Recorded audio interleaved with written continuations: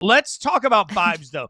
Vibes are everywhere, even for me. All right. So we have, Caroline, you have a new index. So we're going to make this a thing for the show because I feel like we all need our power rankings, our way to, statistically rate how things are going.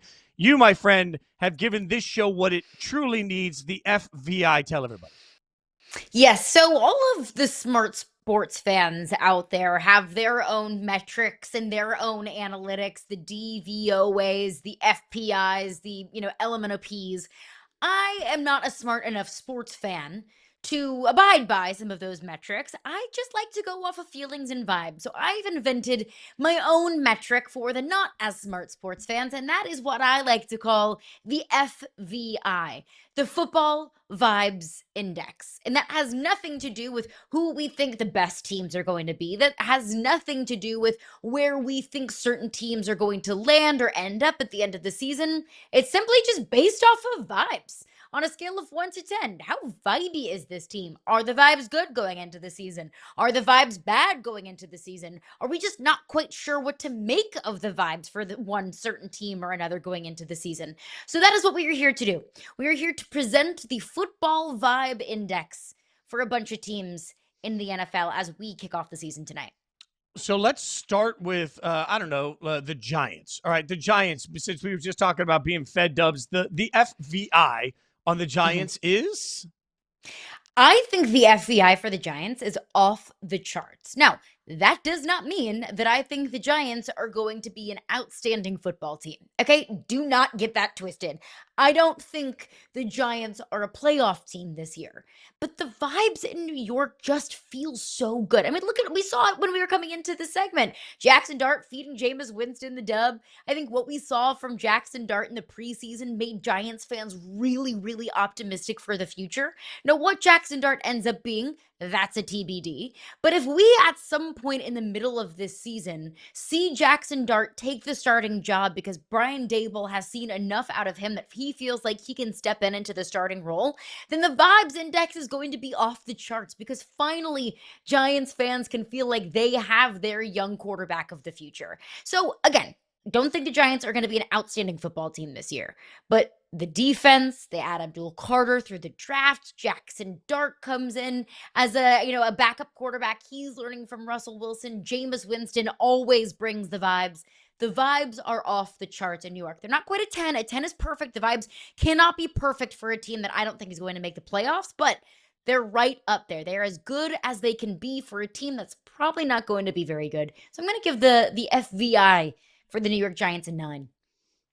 Can I just be honest for a second here? I'm a prisoner of the moment right now. And I think one of the biggest turnarounds in vibes that I've felt for an organization all offseason is the Giants. Like, I don't think you're wrong. Like, when you look at the way Daboll just sort of smiles when he's talking about Jackson Dart, and I think they think they got their guy. And when you think you've got your quarterback of the future, and you also got, I think, the best player in the entire draft in Abdul Carter.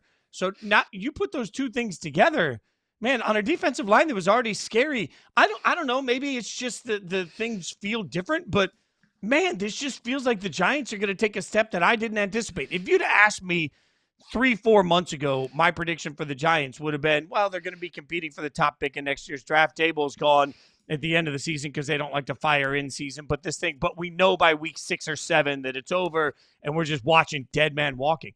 I feel the complete opposite right now. And you're right. It's just a vibe.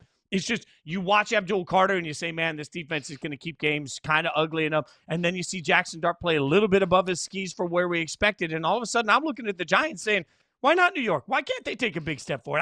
I'm all in. The vibes are a 9, which has my expectations going from like a 2 to maybe a 6 or a 7 for the Giants, which is a big step forward from where I was. Can I get on the FVI fun? Now can I give you a team that needs... How about we do a little FVI on my beloved Raiders? Because I'm going to be honest with you. I'm excited. Like, usually I come into week 1 really, really hesitant and knowing that, my team's going to win 6 games and it's going to be just a miserable season. I don't think the Raiders are going to be a great team. I think they're probably a 7-win team. But the vibes feel immaculate. Like watching Pete Carroll go around and just wrestle people, watching just the joy that everybody seems to be having. Like Jacoby Myers and the contract situation needs to work itself out. But just the vibes when you've got Ashton Gentty sort of with the expectations are, and everybody understands at this point that Brock Bowers has a chance to be one of the best players in the league. Max Crosby is still playing like Max Crosby, right? Like, and then you bring to that the joy that comes with the way Pete Carroll is approaching everything today. Like, just from vibes, I don't remember being this just palpably excited to see what a season looks like in a long time. Again, I don't think the Raiders are going to be a playoff team, but I do think they're going to be a hell of a lot closer to that than they have been in several years. Yeah, vibes are a 10 right now. Pete Carroll walking around on the sideline. Look, I'll say it now. I'll say it tomorrow. The Raiders are going to thump the Patriots on Sunday. I stand by that. I believe in this team being able to compete with a lot of the teams across the AFC. They're not at the upper level. They're not a playoff team, but the vibes are a 10. The vibes do feel good in Vegas. They really do. And it is crazy what having competence at the head coaching position can do for the vibes. Like, that is where we were at with the Raiders. Like, the bar was literally on the floor. We couldn't even play limbo with how low the bar was. But now Pete Carroll comes in, and now all of a sudden it's fair to have trust in, the brain trust at the top of who's calling shots in Vegas. So just that alone. And then you add Geno Smith, and I don't think he's an elite quarterback by any means, but he's a competent quarterback. And you have Brock Bowers, who I think is one of the most exciting young offensive players in the league. You add Ashton Gentty, who I think has a case for Offensive Rookie of the Year. And you add in Chip Kelly, an offensive coordinator that loves to run the football, and you pair him with the best running back in college football last season, who had a very strong Heisman case last season. Like, all of these pieces put together feel like the Raiders are poised for a step forward. It at least feels like there's a strong foundation for this team. Now, what that comes across in the wins and loss column, I don't know. I don't know. Like you said, sure, they kind of feel like a 7 or 8 win football team, but just the competence with the Raiders is not something that we get, at least on a consistent basis. So I'm with you. The vibes feel high in Vegas, but where I think the vibes could maybe feel a little awkward, the vibes feel a little off, the most boom or bust potential for vibes, or at least up there for the most boom or bust potential for vibes, is Cincinnati. I give the FBI in Cincinnati like a 6, right? They'd be way lower had Trey Hendrickson not gotten that raise for the upcoming season. But Trey Hendrickson also didn't participate in a majority of training camp. Just because you give Trey Hendrickson that raise doesn't make the defense better. So, but it's better than not having Trey Hendrickson. And obviously the vibes are going to be great offensively in Cincinnati. Joe Burrow, Jamar Chase, T. Higgins. I think Joe Burrow, at least preseason, could have a very strong case. If, Joe Burrow is your MVP pick on September 4th, I think you have a very strong case for that. If Jamar Chase is your offensive player of the year pick today on September 4th, I think you have a very strong case for that. So the Bengals are always going to have the vibes offensively because Joe Burrow is always going to be bringing the vibes. But overall, as a team, the vibes feel a little off, but the vibes could go, through the roof if the defense is just like 10% better, Fitzy. Yeah, I think to your point, you said earlier the Raiders vibes are, because you have competent, right? And what we have to acknowledge is vibes so often and expectations come based on where a team has been and where we expect them to go. So if you've been a dormant franchise, just the ability to be competent makes vibes high. If you're a team that's perceived to be in the Super Bowl conversation and all you are is competent, then the vibes are low. I can't get out of my head what we saw in quarterback of Joe Burrow. Like, he seemed like a tortured soul last season, living through what they lived through with the Bengals, right? Like, it just seemed like, because you mentioned, I've interviewed Joe a few times in my career, and he usually has sort of a quiet joy to him, though, and watching that quarterback show, it just seemed like he had a quiet sadness for everything that was happening, a quiet heaviness to all of it. And so I'm with you. I think your score of 6 for vibes is generous for the Bengals right now. I would be wildly concerned if I'm a Cincinnati Bengals fan about what the morale will be early on, what the morale will be if this defense just sucks. Like, if the Bengals go in and they look bad in week 1 against the Browns, all of a sudden it's the same old Bengals. That's the conversation that will happen again and again. And I would worry about what it what it means for the Vibes in general. Let's get to the Vibe Index on these two teams that are playing tonight. That's right, tonight, Thursday Night Football, Week 1. We are underway. We've got Cowboys, Eagles. So let's start with the Eagles, defending Super Bowl champions. The Vibes on Philly right now? 10, 11, 12. I mean, the Eagles are breaking the Vibes Index. How could they not be, the best vibes in the NFL?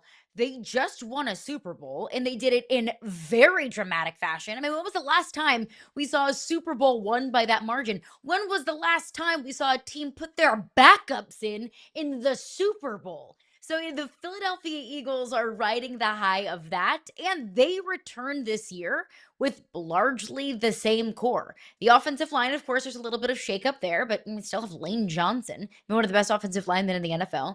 You still have your starting quarterback. You still have your coordinators. You still have A.J. Brown and Devontae Smith. You still have Saquon Barkley. I mean, you still have that majority of that nasty defense that was last season. You lose Josh Sweat, but I don't think anybody feels like if you take away Josh Sweat, the Philadelphia Eagles are a completely different football team. So they won the Super Bowl last year. They're coming back and playing a divisional rival. I don't know what the spread is in that game tonight, but I would have to think that, the Eagles are a favorable favorite. The sizable favorite, I think is the word. The Eagles, I think, are poised to make a trip right back to the Super Bowl and run the table in the NFC. I mean, the vibes are off the charts in Philly. Not even Santa can rain on their parade. That right now, BetMGM has the Eagles as an 8-point favorite from what I can find right here, 8.5 in some other places. So a pretty sizable favorite for Philadelphia. And you're right. I think the other reason the vibes are high is because if you're Sirianni and you want this team to focus on this season being a new season, you got all the ammunition you needed because nobody's talking about you. And I genuinely mean that. I think the concept of, well, nobody's talking about us is usually overblown and kind of stupid. But think about it. I mean, even today, as I got up this morning and I was watching ESPN, the conversation was, what does Dak have to do tonight to beat the Eagles? It's never about Philadelphia. It's wild to me that the defending Super Bowl champions are just simply forgotten. And last time I checked, your point is an incredibly valid one about everybody that's returning. And also the good God. The push-tush is also returning, the tush right? Push. So, yeah, there we go. The brotherly shove. We're going to go all over this. I'm going to call it everything. There's still a 4-down team.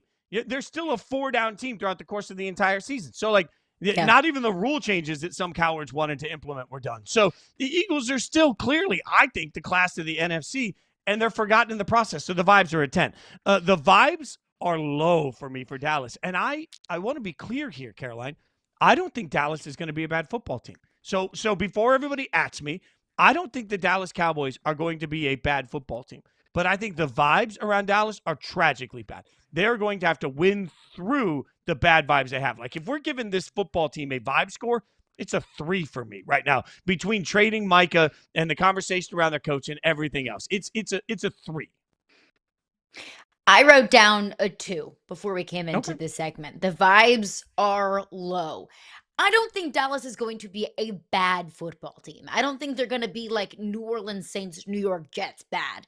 But I also don't think that Dallas is going to do anything of substance. I mean, I think as long as you have CeeDee Lamb and Dak Prescott, I think that the addition of George Pickens is perfect for what they were looking for, as kind of like a stretch the field receiver. You're not going to be so bad when you have that level of talent. But what does Dallas's run game look like? What does Dallas look like under Brian Schottenheimer, which I think to all of us, we can all agree was an incredibly underwhelming hire? What does this defense look like without Micah Parsons? You just eliminated double-digit sacks when you traded away Micah Parsons. So how in the world are you supposed to replace that? So no, I'm with you. I don't think they're going to be awful, terrible. I don't think they're going to have a top 10 pick next year. But I also don't think the Dallas Cowboys are going to wow anybody. The Dallas Cowboys are quickly turning into one of those teams that I just don't really care about watching. Those boring teams that's just, I don't want to watch this for the next 3.5 hours. Like, that's the Cowboys. Can you imagine telling the 1993 version of yourself that the Cowboys are a boring team to watch? So the vibes are bad. I think the locker room has every right to be confused and angry and just honestly just frustrated with the direction of this franchise. The vibes of the fans are bad. The vibes of the players are bad. The vibes in the front office is bad. All around is just a big fat doo-doo of vibes in Dallas. Big fat doo-doo of vibes in Dallas is the most honest thing that you've ever heard about the Dallas Cowboys, and it was said right here by Carolyn Fenton. Make that a headline. That is absolute They don't call me perfection. Shakespeare for nothing. Well, that's a fact. Let's go to another team where the vibes got a lot better last night. San Francisco, the 49ers, and for anyone that missed it, Jauan Jennings and the 49ers agreed to a new deal late Wednesday night. He can earn some extra money. He can now earn up to $10.5 million this year. Essentially, they put some incentives on his contract to help the man get paid, and now he has a chance to get more of a bag. As Inside Coverage said last night, and I think it's important, two things can be true. You know, Jauan Jennings dealing with a bit of a calf issue. The question was he going to play? And people were saying, is it calf or is it contract? Maybe it was both. So now we at least know that the contract portion has been solved. So let's see what it looks like for the calf portion on it. So Jauan Jennings reaches some sort of at least a resolution with the 49ers, which does uptick their vibe a little bit to me, Caroline. Mm-hmm. It does. You know, last night when we were preparing the show, I put the 49ers at a 5. I don't think that this makes the vibes overwhelmingly higher, but it does make it higher at least a little bit. You always love when one of your guys gets paid or at least comes to some sort of resolution. I think Jauan Jennings is one of the more underrated pieces on that team. I put the 49ers, though, at a 5 on the vibes index because that is right smack dab in the middle. That if the 49ers can stay healthy, which is a big if with this team, if they can stay healthy, the 49ers will make a run in the playoffs. Like the 49ers are Super Bowl contenders when everyone is healthy because we've seen it. But we also don't know how healthy this team is going to be able to be.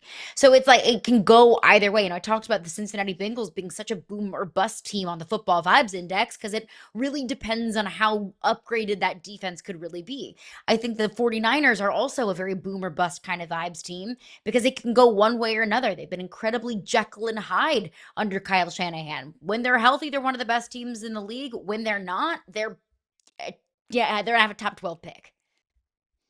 That's the hardest part for me of this because I'm looking at it right now.